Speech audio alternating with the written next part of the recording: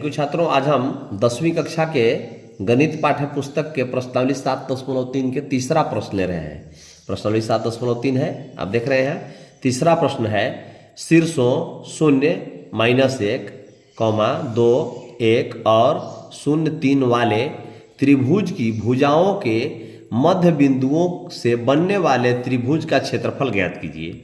इस क्षेत्रफल का दिए हुए त्रिभुज के क्षेत्रफल के साथ अनुपात ज्ञात कीजिए। यह प्रश्न है। आइए हम प्रश्न को इसलिए बोर्ड पर नहीं लिखे हैं कि ज़्यादा समय लगेगा। आइए हम बिना समय बिताए हुए इसको हल करते हैं। तो अभी आप देख रहे हैं कि हम यहाँ एक त्रिभुज समझाने के लिए बनाए हुए हैं। त्रिभुज ABC है जिसका निर्देशांक है, ए का बिंदु है 0 और -1, बी का क्या है 2 और 1, और 3 का निर्देशांक है 0, सी का निर्देशांक है 0 और 3। ये ABC त्रिभुज के निर्देशांक है। ठीक है, तो अब इस त्रिभुज का पहले तो हमको क्षेत्रफल निकालना पड़ेगा, और फिर कह रहा है कि इनके मध्य बिंदु, माने AB का मध्य बिंदु यहां मान लीजिए होगा, और AC का मध्य बिंदु यहां होगा, और BC का मध्य बिंदु यहां होगा। तो ये तीनों का भी हमको बिंदु का निर्देशांक ज्ञात करना पड़ेगा, तब जाकर के हम इन त्रिभुज का भी क्षेत्रफल ज्ञात करना पड़ेगा। तो आइए पहले हम त्रिभुज ABC का क्षेत्रफल ज्ञात करते हैं। त्रिभुज ABC का क्षेत्रफल हम ज्ञात करते हैं। लिखते हैं कि त्रिभुज ABC का क्षेत्रफल के लिए x1 बराबर हम लिखते हैं। x1 बराबर क्या लिख दिए 0। ठीक है, x2 बराबर क्या लिखे -1, x2 बराबर लिख दिए 2। ठीक है, और x3 बराबर क्या लिख दिए 0। ठीक है, अब y1 बराबर क्या लिखे, ये देखिए -1, ये वाला हम लिखेंगे -1। और y2 बराबर क्या लिखे 1, कौन 1, यहां वाला 1। ठीक है, और y3 बराबर क्या लिखे 3, ये हम ले लिए। तब यहां हम चूंकि हम जानते हैं, क्योंकि त्रिभुज का क्षेत्रफल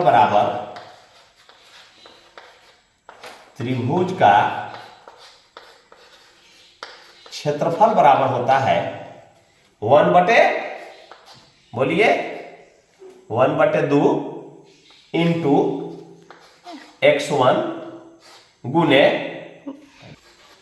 y2 माइनस y3 कोष्ट बंद प्लस x2 गुने, फिर क्या होगा y3 minus y1,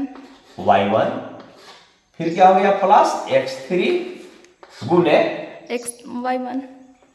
y1 minus y2 हो गया।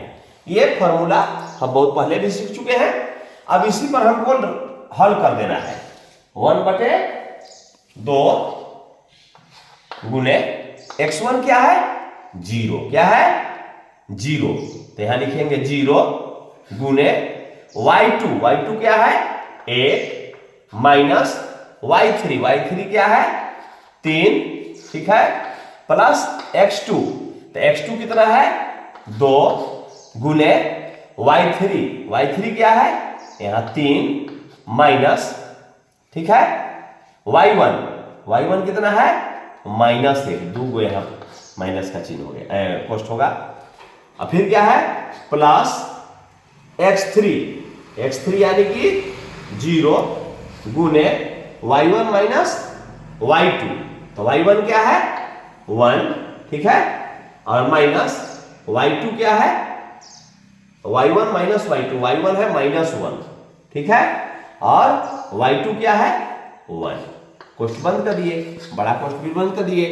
1/2 गुने 0 गुने हो जाएगा यहां -2, हल करेंगे 1 और -3 को, तो -2 बचा, प्लस 2 और गुने 3, माइनस गुने माइनस प्लस 1। ठीक है, प्लस 0 गुने -2 हो जाएगा। ठीक है, बराबर का चिन्ह देकर के हम हल कर रहे हैं। 1/2 गुने 0 से -2 में गुना करेंगे क्या आ जाएगा 0 प्लस 2 3 और 1 4 4 दूना के 8 सीधे लिख दे रहे हैं प्लस 0 से -2 में गुना करेंगे क्या आ जाएगा 0। ठीक है, बराबर 1/2 कोष्ट में कर देंगे 0 8 0 को जोड़ देंगे कितना आ जाएगा 8 आ जाएगा। ठीक है, बराबर 1/2 गुने 8 2 चौके 8 बराबर 4। इसका क्षेत्रफल हो गया 4 वर्ग इकाई। कितना हो जाएगा 4 वर्ग इकाई त्रिभुज एबीसी का हम क्षेत्रफल ज्ञात कर लिए। ठीक है, तो अब हम इसका मध्य बिंदु ज्ञात करते हैं। अब लिखेंगे कि अब AB का मध्य बिंदु क्या हो जाएगा AB का मध्य बिंदु, मध्य माने बीच का बिंदु हमें ज्ञात करना है। AB का मध्य बिंदु के लिए निर्देशांक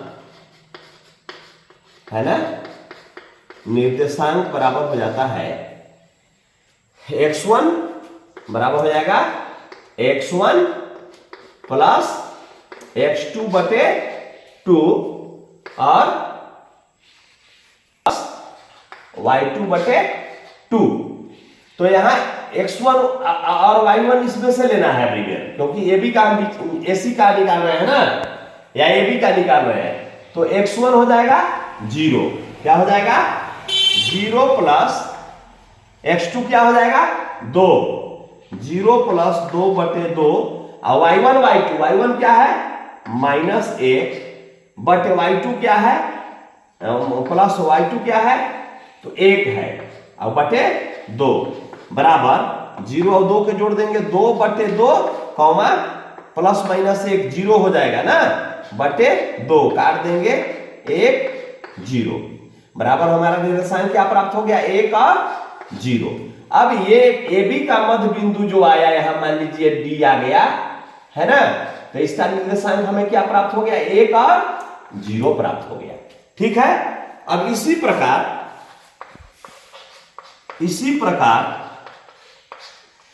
AC का मध्य बिंदु निकालना है।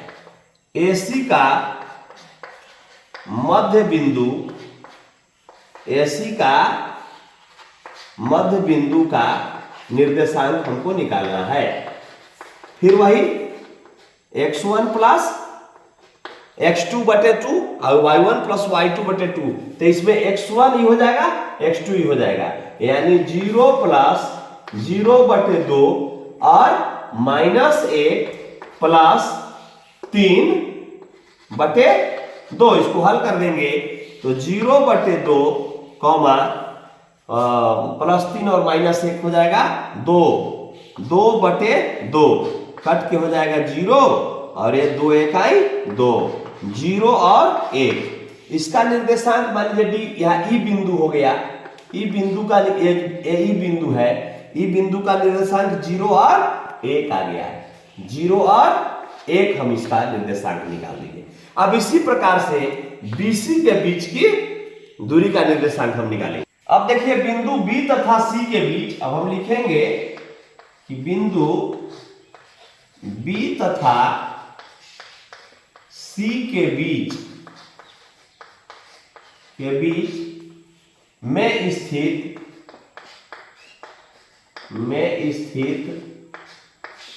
बिंदु, मान लीजिए कि बिंदु B तथा C के बीच में DEF यह स्थित है।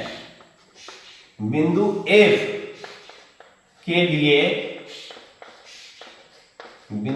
के लिए निर्देशांक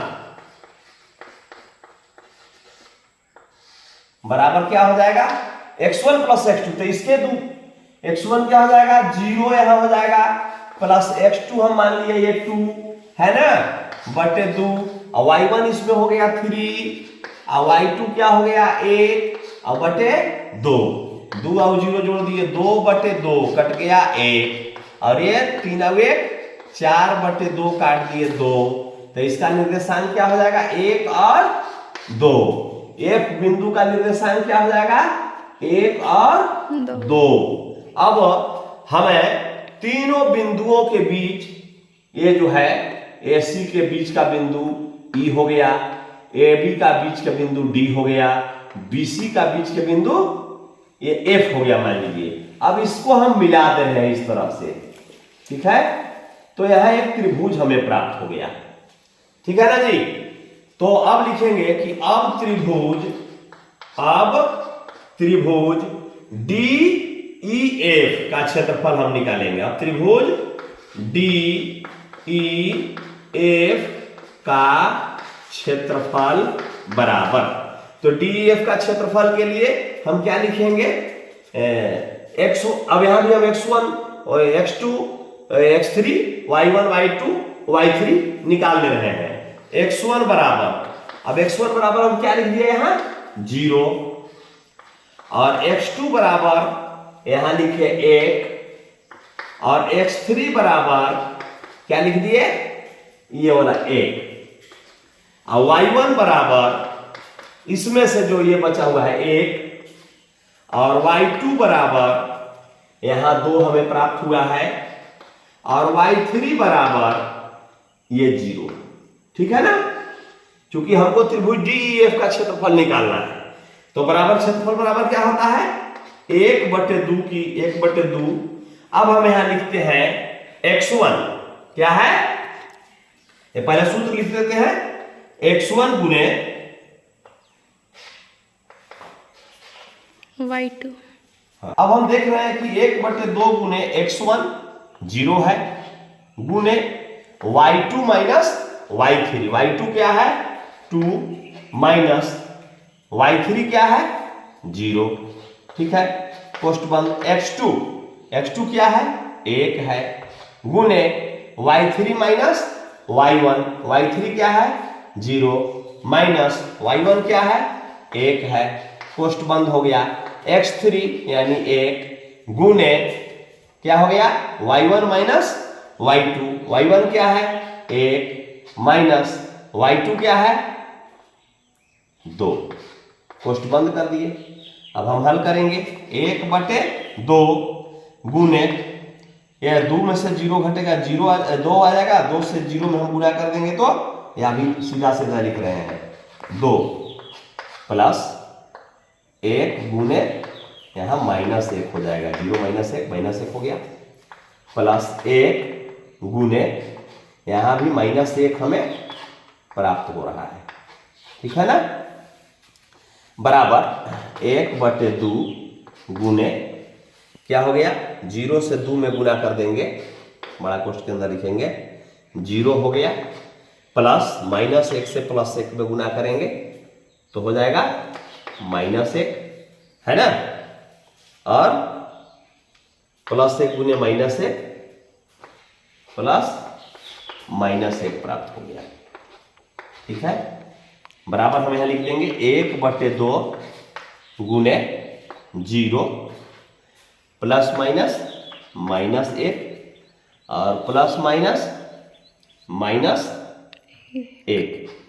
ठीक है ना जी, कोष्ठ बंद करिए, बराबर 1/2 गुने -2, 2 इकाई 2 बराबर -1 हमें प्राप्त हो गया।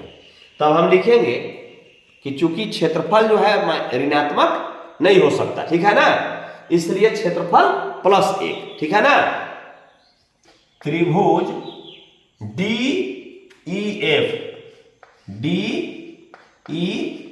DEF का क्षेत्रफल बराबर -1 हमें प्राप्त हुआ, -1, तब क्षेत्रफल ऋणात्मक नहीं हो सकता, नहीं हो सकता है,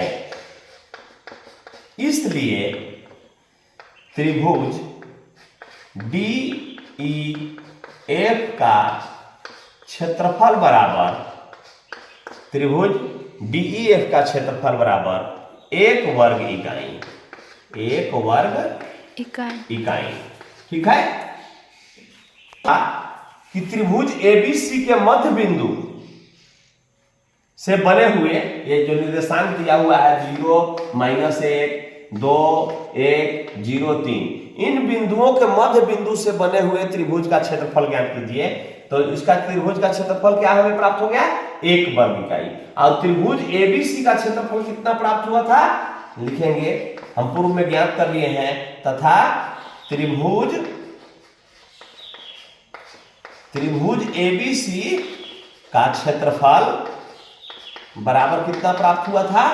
4 वर्ग इकाई। 4 वर्ग इकाई हमें प्राप्त हुआ था। ठीक है ना जी? इसलिए अनुपात बराबर, अनुपात क्या हो जाएगा?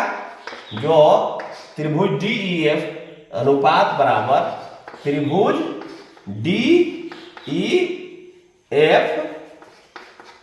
का क्षेत्रफल अनुपात त्रिभुज ABC का क्षेत्रफल, ABC का क्षेत्रफल बराबर इसका DEF का क्षेत्रफल आ गया है 1 और अनुपात 4। ठीक है, तो यही आपका हो गया आंसर। और एक ये आंसर हो जाए त्रिभुज DEF का क्षेत्रफल 1 वर्ग इकाई, एक यह भी एक आंसर हो जाएगा। ठीक है ना? ये जो देख रहे हैं 1 वर्ग इकाई एक उत्तर हो जाएगा, और ये 1 अनुपात 4 2 इसका उत्तर दिया होगा, क्योंकि प्रश्न 2 इसमें पूछा है कि त्रिभुज मतलब जो निर्देशांक दिया हुआ है उसके बीच के बिंदुओं का जो बिंदु प्राप्त होने से त्रिभुज बनता है उसका क्षेत्रफल और दोनों का अनुपात पूछा था। तो क्षेत्रफल आ गया 1 वर्ग इकाई और अनुपात 1 अनुपात 4 वर्ग इकाई। यदि चैनल पर नए होंगे चैनल को सब्सक्राइब अवश्य करेंगे, वीडियो को लाइक तथा शेयर करेंगे। बहुत बहुत धन्यवाद।